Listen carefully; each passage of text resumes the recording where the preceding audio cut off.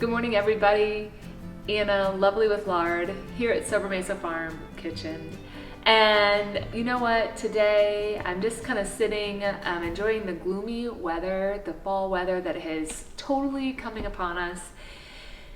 And I just was struggling with ideas of what to make for dinner. Do y'all ever have that problem? I mean, there are a lot of mornings where I'm like, man, I just don't know. I don't know what to make. So I'm sitting here thinking, we also are having a little bit of a challenge in the eating arena with our oldest with possible gluten allergies. And so I have to really think about what I'm going to make. And so, oh, here comes my buddy Chino. Come on, Chino, you want to say hi to everybody? Come on. Oh, yes, this is Chino. Oh, and wait, here comes Mario. Oh, yes. Well, as I was thinking about this, sitting here drinking my coffee, looking out my window, I realized, oh my goodness, one of our favorite things, and my son's favorite thing, is this amazing marinated chicken. So today I'm going to take you on a journey. Here in a second, we're going to go into the kitchen. I'm going to show you what ingredients you need to get. And we are going to make this lovely dish. Now, it is something that you do need to possibly have a little bit of time in advance. You can make it the night before, or if you only have 30 minutes before dinner, you just need that, okay? So today we are gonna focus our attention on some cilantro, lime, chili marinade for grilled chicken. So here are the ingredients you're going to need to gather, and I'm gonna head to the kitchen while you're gathering yours, and we'll talk about what we need to do next.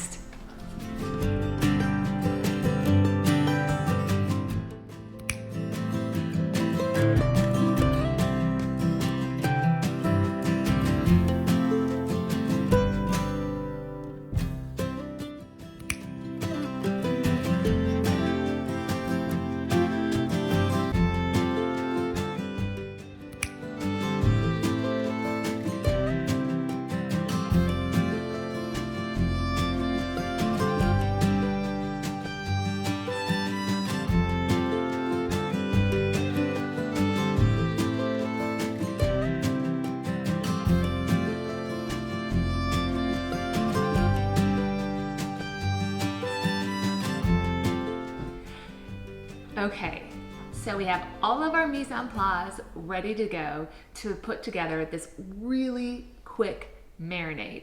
And it's gonna come together like that, and you will be so happy that you did it later on in the day.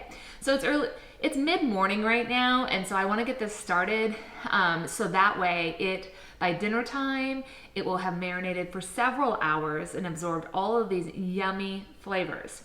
Now, what we're gonna do to start with is we're actually going to talk about the limes.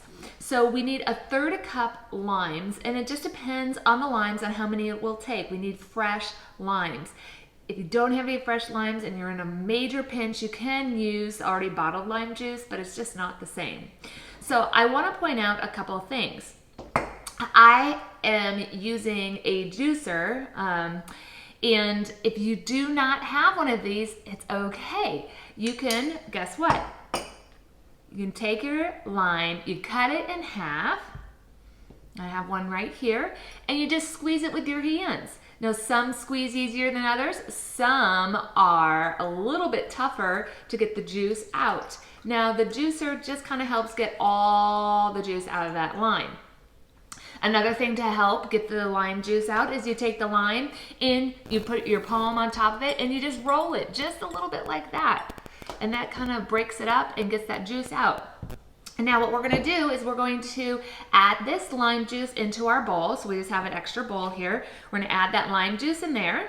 I'm gonna set that bowl off to the side.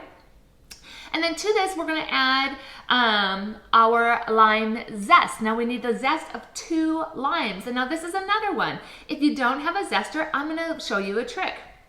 I'm gonna show you what a zester looks like.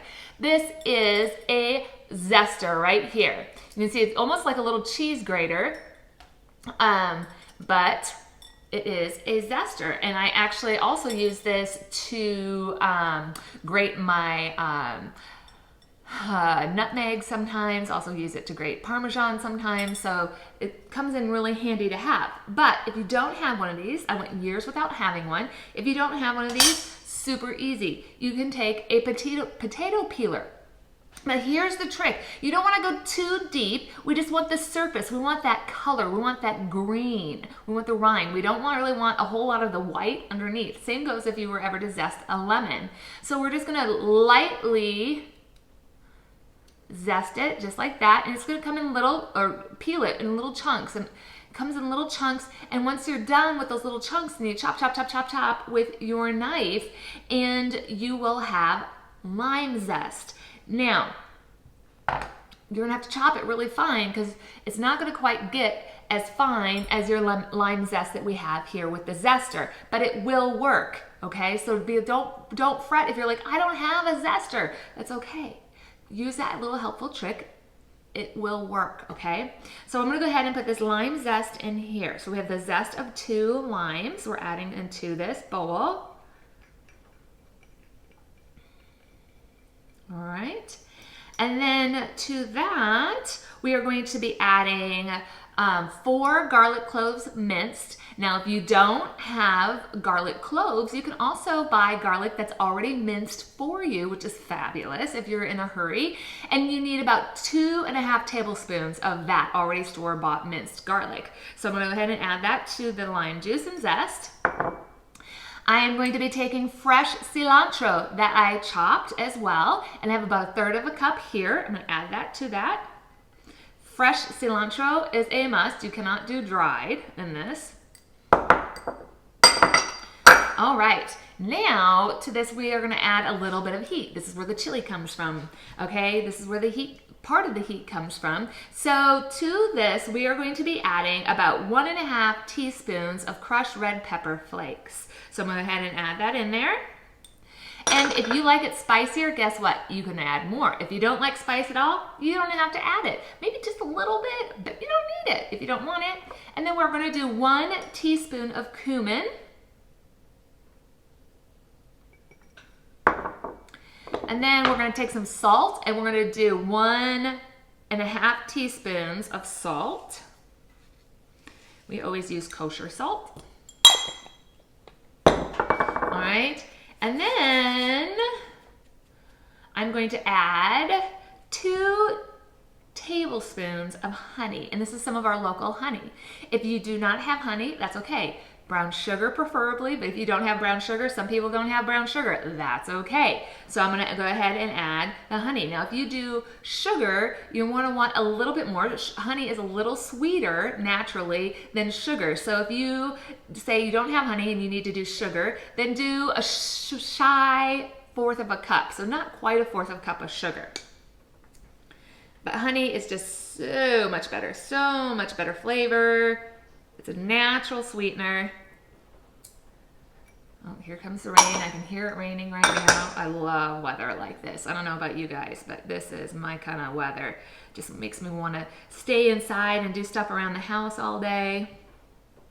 All right, now I'm gonna set that to the side. Last thing, not least, we're gonna add oil. We're gonna take some olive oil. I have olive oil in my little can here. I'm gonna do 2 tablespoons of this olive oil. 1, 2, okay? And then we're gonna do 1 tablespoon of this oil right here. Now this is from a local store that we have here in Rogers, and it's called Fresh Harvest. And Fresh Harvest, this is a green chili fused olive oil. So it's gonna add just a little bit more heat. If you don't have this around, it's okay. Just add 3 tablespoons of olive oil. But I'm gonna go ahead and add this for flavor and for a little bit more heat.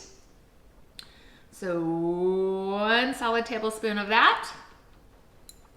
Now, what I'm going to do is I'm going to take my whisk right here, and I'm just going to whisk all of these ingredients together.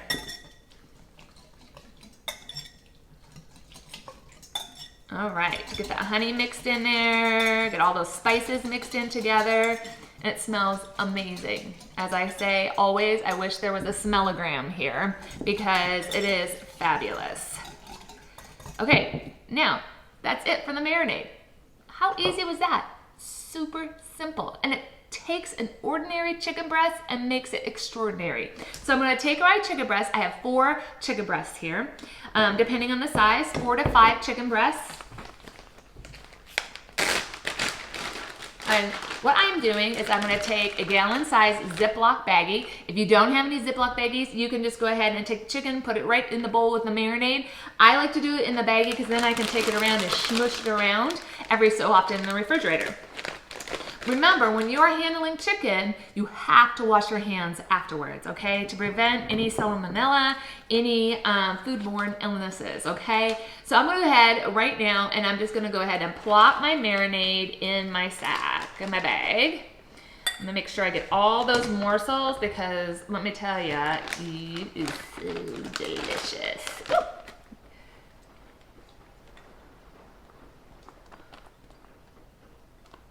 All right, so all that is in there. Now I am going to take my chicken breast and I'm just gonna add them one at a time into this bag. And you want skinless chicken breast, boneless, skinless chicken breast. You can also do thighs.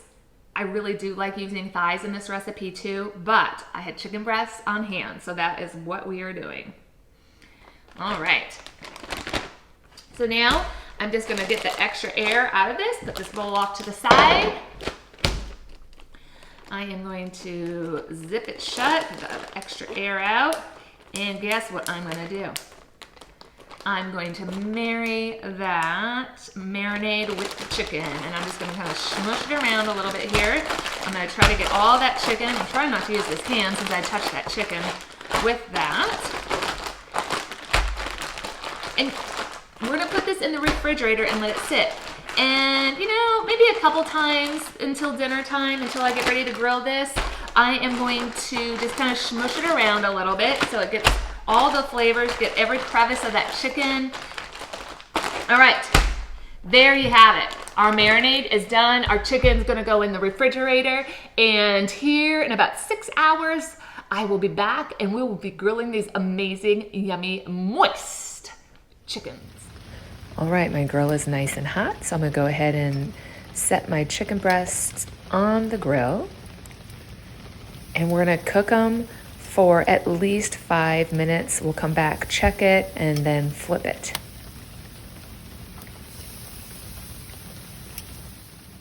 All right, because these breasts were so big, we actually had to wait 10 minutes. I checked them at 5 and we went ahead and cooked them a little bit longer. So I'm gonna go ahead and flip them. That littler guy I have off the flame. These bigger guys I have closer to the fire. A little bit hotter in that area, and we will check back in a little bit. All right, 10 minutes later, we're checking. As you can see, this bigger guy looks like he's not quite ready yet.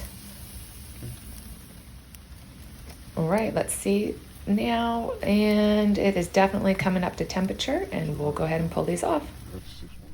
All right, so I pulled the chicken breast off the grill. The chicken actually, we grilled it 10 minutes on each side. As you can see, it's a little bit thicker on this one, so that's why we did it a little bit longer. So you're gonna have to play around. Some of your chicken is not gonna cook as long. Some of them might only take 5 minutes on each side, but we did 10 minutes on each side until it was 165 or until the juices run clear. And so to serve this chicken, we are going to go ahead and just cut it into strips. Start on this side. You can see that. I wish you could smell this because the smell between the grill smell and the marinade, it's amazing. Now we're gonna serve this with some cilantro coconut rice and some corn. You can also make tacos out of it. You could just have it on the top of a salad. It's great for leftovers. So if you wanted to make a huge batch of this and have it for leftovers, it would be fabulous. So as you can see, this is amazing, yummy, delicious. We took our chicken from ordinary to extraordinary. So we're getting ready to eat this. From our kitchen to your kitchen, happy cooking, and may God bless you.